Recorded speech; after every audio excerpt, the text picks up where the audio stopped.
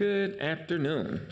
I'm going to call to order this regular meeting of the Intergovernmental Relations Committee for Wednesday, August 7th, 2019. My name is Andrea Jenkins, and I'm the vice chair of this committee. Chair Johnson is out of the office today, and with me at the dais are Council Members Reich, Council Member Warsame, and Council Member Schrader. Let the record reflect that we do have a quorum. We have two items on today's agenda, including our regular legislative update. The first consent item we will dispense with, which is the approval of a resolution affirming the lodging tax of 3%. Is there any discussion on this item? Seeing none, I move approval of item number 1. All those in favor say aye. Aye. Any opposed say nay. And that item carries. Discussion item number 2 is the regular update regarding our federal, state, and local legislative actions. And I will invite Allison up to give that report. Good afternoon.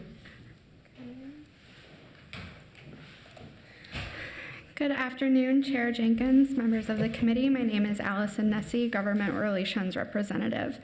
Today for an update, we're going to provide you with some information on where we are in the process of the 2020 capital bonding requests.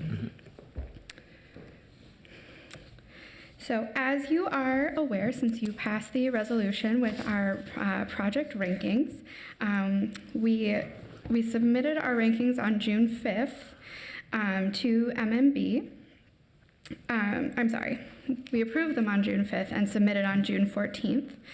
State agencies submitted by July 15th. And about 3 weeks ago, MMB released a comprehensive list of all state agency project requests as well as local entity project requests. Over the next couple months, legislative staff as well as MMB staff are going to be gathering information on the projects and conducting tours. The House conducts their own tour and the Senate conducts theirs. The House Capital Investment Committee tour for the Metro is going to be November 10th to 12th, so we'll fit somewhere in those days. And the Senate tour has yet to be announced. In the first week of December, MMB will issue state revenue and debt capacity forecasts, which will give a framework, kind of an anticipation of what the size of the bonding bill could be for the 2020 session. By January 15th, the governor will submit his 2020 strategic capital budget to the legislature for consideration. And then hopefully at the end of May, the legislature will adopt and the governor will approve a capital investment bill.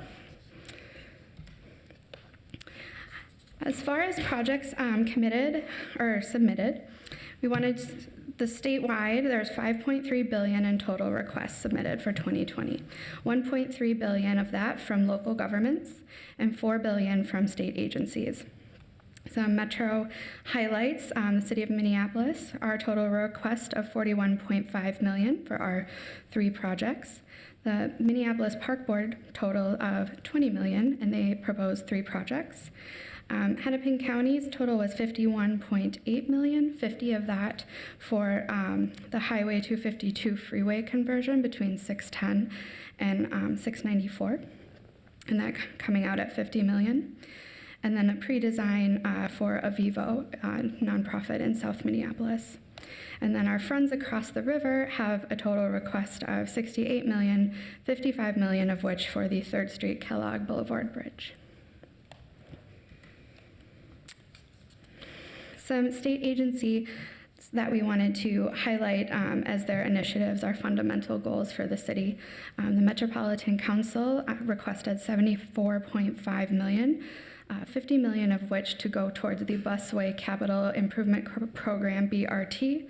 Within that request, they ranked the following projects: the D line, the B line, and the E line, including construction costs for the D line as the top priority. For Minnesota Housing Finance Agency, their total request is for $240 million, 180 of which for housing infrastructure bonds, and $60 million for public housing rehabilitation general obligation bonds. The University of Minnesota had a total of 6 requests for $317.2 million. 3 out of the 6 projects are located at the Twin Cities campus. So just a little reminder and recap of what happened in 2019. There had been talk of a bonding bill possibility all session. So in February, Governor Walz proposed a $1.27 billion package. In March of 2019, the House leadership, bonding bills have to originate in the House, so the leadership in the House gave the Capital Investment Committee a $1.6 billion target. And in April, the Capital Investment Committee proposed a $1.5 billion funding package. It was House File 2529. The House chair heard every proposal that was submitted and referred to her committee. Unfortunately, there was not a Senate companion, and the Senate Capital Investment Committee never met during the 2019 session. So in May 2019, during the regular and special session, there was no agreement between the House and Senate on a final bill. Many of the factors considered in 2019 were it was a, quote, untraditional bonding year, but every year can be a bonding year. There are near historic low interest rates. The state has a very favorable credit rating, and our debt capacity based off of the February 28th, 2019 forecast was $3 billion. Excuse me, Ms. Yes. McNeese. You have a question from Councilmember Schrader? Just a quick question on the last, so the factors to consider, just to make sure I'm getting it right. So the last 3 basically would be reasons for a bonding bill? Correct. Great, thanks. Yeah. Which is, there was a lively conversation throughout session based off of those positive. Well, it things. just seems to make financial sense. Thanks. Yeah. Some considerations for 2020 as far as the size of the possible package. It will be, again, influenced by the debt capacity, which will be better known by the November forecast. There's a various funding source makeup. There's general obligation bonds, revenue bonds, agency or state appropriation bonds, certificates of participation, and general fund. Also, something very important to keep in mind is we have a split legislature, and to pass a bonding bill, you need a supermajority vote in both. So in both the Senate and in the House, they'll need 6 votes from the opposite, from the other side of the aisle. So it should be interesting as those deals are negotiated. I'm happy to stand for any questions. Thank you for the report. Are there any other questions? I am curious, just the whole bonding process feels a little opaque, and I'm just curious if the IGR staff would be willing or interested to provide some insights for the council. How does the dates get determined of when these requests are due, and then the subsequent dates? I'm sure they probably work their way backwards, but it would be, I think, important for us to be able to understand some of those processes.